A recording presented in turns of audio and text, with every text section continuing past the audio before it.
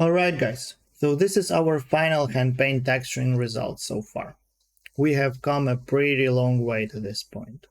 Tried a lot of different substance painter tools, filters, generators, procedural textures, and also played with different paint techniques.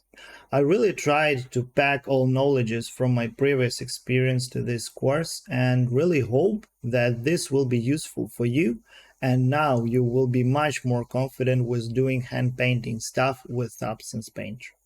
And of course, please share your progress in our Discord server, link you can find in the description below.